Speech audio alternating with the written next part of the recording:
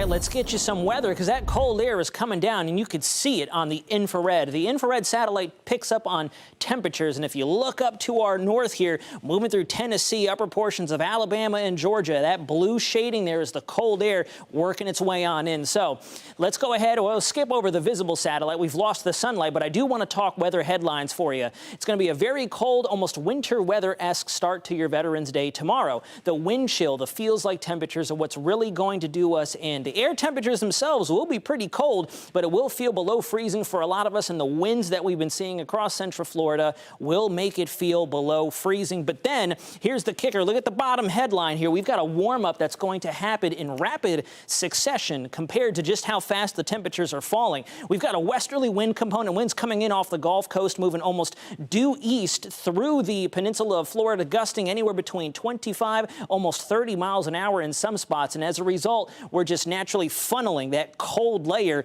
in from west to east across our peninsula. You can see from Gainesville all the way down to Lakeland and Winter Haven, we're already in the low to mid 50s. The further east you go, still kicking back in the upper 50s. Some of us in Brevard County in the low 60s, but it's going to fall off quickly. Look at the temperature change compared to this time yesterday. The sun has just started to go down, and we're already about 20 to 25 degrees on average colder than we were yesterday early evening. Now, let's time the cold together.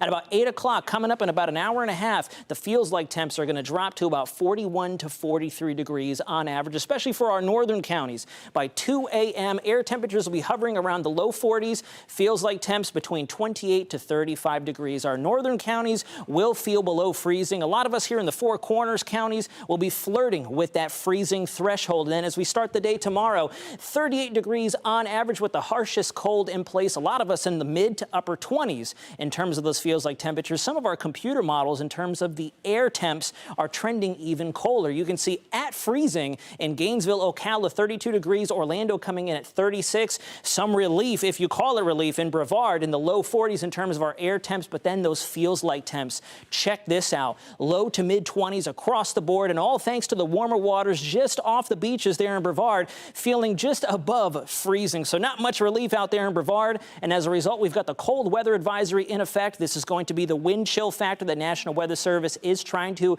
warn us about. And then here comes the twist. Watch this dome of high pressure come through. Notice as we go through Wednesday into Thursday, the blue shades start to diminish. Well, that's because we're going to kick the trough out to the northeast here, and then back behind me here, notice how the oranges and the reds really begin to build in. That's a ridge. That means our temperatures are going to rapidly go back up to about Florida standard. You take a look at your temperature trend here from the upper 50s into the 80s by the weekend. That's a very interesting turn of events if you ask me. But now let's go ahead and take a look at your 7-day forecast.